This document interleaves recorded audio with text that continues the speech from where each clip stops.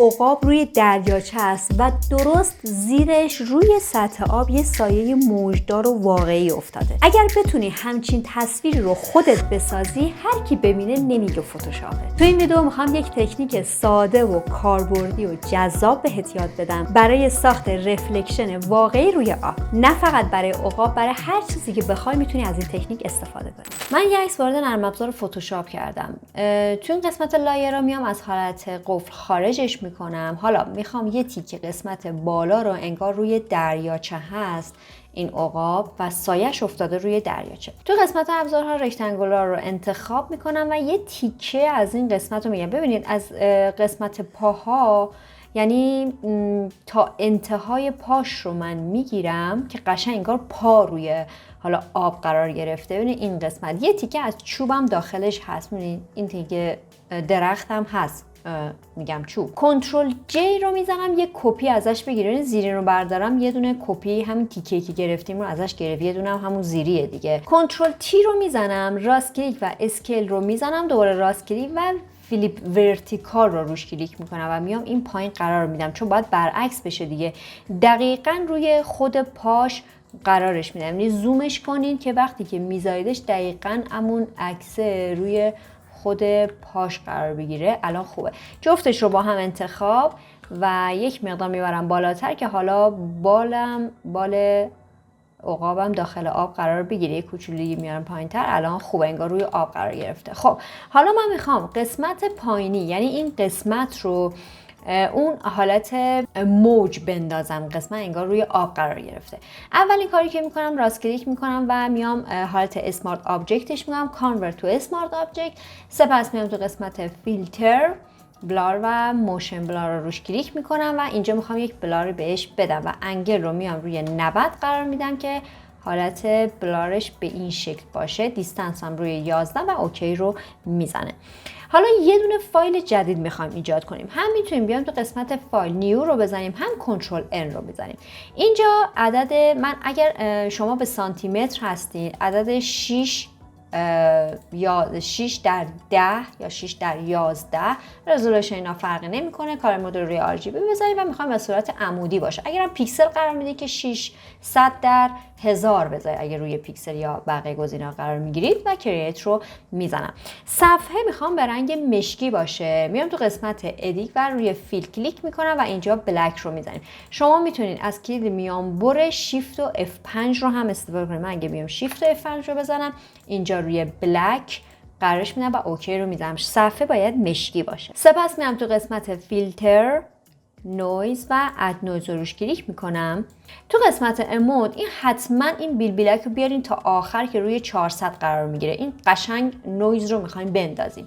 قسمت دیستریبیوشن هم روی یونیفرم قرار گرفته باشه و اوکی رو میزنیم. دوباره میام تو قسمت فیلتر، بلار و این بار گاشن بلار رو روش کلیک میکنیم. این عدد 1.3 رو بهش میدیم و اوکی رو میزنیم. یک حالت بلار تور هم داشته باشه. اینجا یه نکته مهمه، خیلی این مرحله رو رد میکنن و تصویرشون مصنوعی میشه. پس گام به گام با من جلو بریم و هر جا سوال داشتین کامنت بذارید و هر جا رو متوجه نشدین دوباره برگردید اون تیکه رو ببینید که قطعا متوجه میشید. و این تکنیک رو میتونید روی هر چیزی اعمال بکنید. میتونه قایق باشه، درخت باشه یا حتی آدم باشه. میتونید تکنیک رو روش انجام بدین. اگر ایده خاصی داری همین الان کامنت کن، شاید ایده تو رو ویدئوی بعدی ساختم. و الان خوشحال میشم یه لایک خوشگل بزنید و ادامه رو بریم. حالا میخوام برم تو قسمت چنل. بیایم تو قسمت ویندو، قسمت چنل. اینجا چنل رو باز میکنم، روی رد کلیک میکنم. این قسمت قرمز رو میخوام داشته باشم. حالا البته همه رو میزنم ولی روی رد کلیک میکنم و چشم همه روشن باشه. میام تو قسمت فایل، کدوم قسمت، استالایز و امباس روش گیری میکنم. قرمزی رو اینجا نشون میده. انگل اینجا رو روی 100 قرار میدم و این رو حتما روی 1 قرار بدیم و امونت رو حتما تا آخر قرار بدیم. این حالت بافت رو بده، یعنی بافت رو تا آخر بیاریم و اوکی رو میزنم.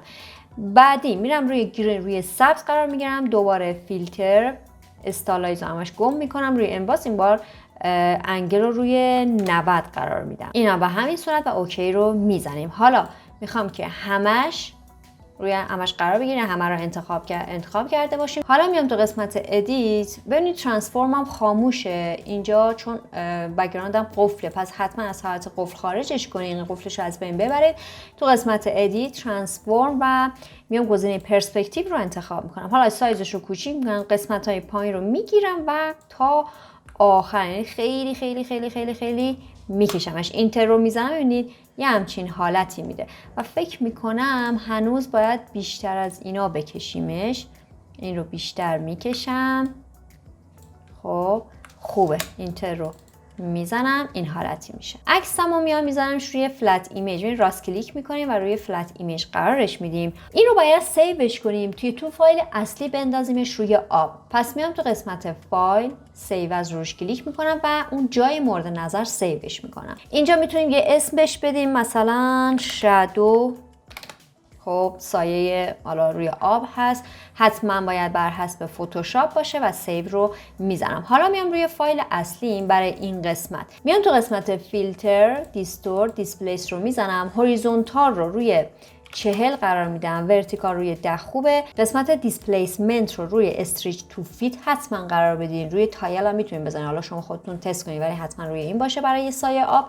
گزینه بعدی قسمت بعدی هم روی ریپیت باشه. 40 به 10 رو اوکی رو میزنم و حالا این قسمت شادو رو روش کلیک میکنم و اوپن رو میزنم و منتظر ببینید که سایه، یعنی اون حالت، میبینید حالت موج روی اون سایه بیفته. البته اگه بخوایم موجش رو بیشتر کنیم یه کنترل زد میزنم، دوباره میام همین قسمت این رو مثلا روی 80 میذارم و الان این رو روش دابل کلیک میکنم و موج بیشتری میفته. میبینید همچین حالتی میشه. و اینکه شما برای اینکه اون سایه، یعنی این قسمت زیر پای این عقاب میتونه یک حالت تیرگی هم داشته باشه. مثلا من بیام یه همچین حالتی رو من بکشم، البته به رنگ مشکی، چون حالت تیره رو میخوام داشته باشه، استروکم نمیخوام داشته باشه. این رو میام این زیر قرار میدم، این رو یه حالت محوطوری بهش میدم، روی گاشن میزنم، این رو حالت محوش میکنم. خب فکر میکنم خوبه، این رو میبندم. یه کوچولو هم یک مقدار دیگه، این باید خیلی دیگه زیادی. خب خوبه، دوباره بذارید من روش کلیک کنم، محویش رو کمتر کنم، اون سایه باشه و یه کوچولو اوپاسیتی رو هم میام اینجا کم میکنم یه بار دیگه. این رو به این شکل، اون حالت سایه رو اینجا میخوایم بهش بدیم، ولی یه دونه ماسک هم ایجاد میکنم با بی، یعنی براش رو انتخاب میکنم، بی روی کیبورد زدم، اینجاها رو دیگه پاک میکنم. یعنی سایه رو میخوام فقط این قسمت داشته باشیم، یه کوچولو اوپاسیتیش رو بیشتر میکنم، البته دیگه تا آخر آوردمش به خاطر بلارش، اینجاها رو کم محو میکنم. خب خوبه. روی همین قسمتی که هستیم تو قسمت adjustment layer گزینه وایبرنس رو میخوام داشته باشیم. قسمت وایبرنس رو یک مقدار میبریم جلوتر که حالت شفافتری بده بهمون. اینطوری خوبه، یعنی قسمت بالایی من میخوام شفاف باشه، قسمت سایه نمیخوام باشه. برای اینکه قسمت سایه رو نداشته باشیم میتونیم روی خود ماسک همون وایبرنس کلیک کنیم، توی ابزارها گرادینت رو انتخاب کنیم و این رو بکشیم. حالا من شیفت رو نگه می‌دارم، میکشیم میاریم بالاتر، یعنی اون قسمت بالایی فقط اون حالا شفافیت داشته باشیم، قسمت پایین رو نمیخوایم داشته باشیم. یک بار دیگه من این رو بکشم بیارم، یعنی از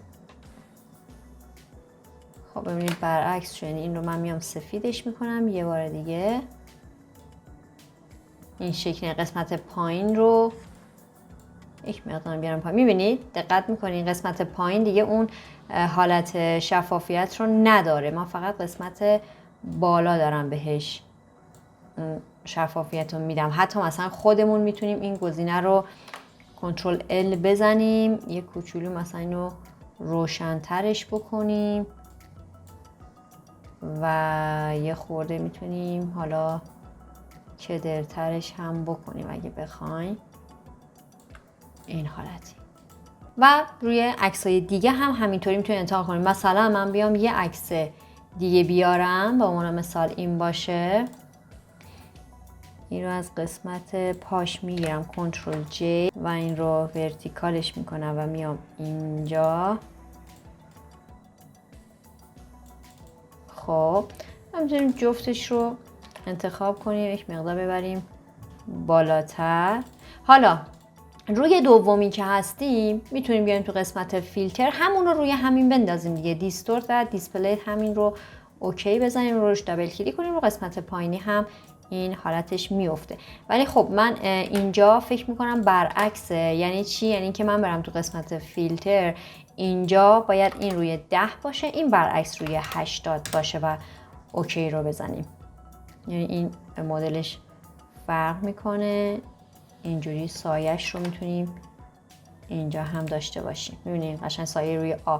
یا مثلا اگه بخواین من این سایه رو هم اینور ببرم، از اینجا خودتون باید بکشین، ولی به خاطر که الان زیاد وقت ویدیو رو نخواهیم بگیریم، خودم این سایه رو میام اینجا.